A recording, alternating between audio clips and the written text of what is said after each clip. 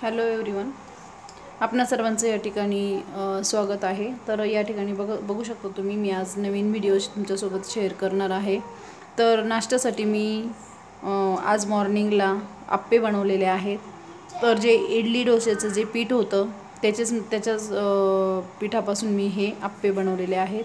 तर या ठिकाणी तुम्ही बघू शकता आप्पे किती सुंदर झालेले आहेत ते।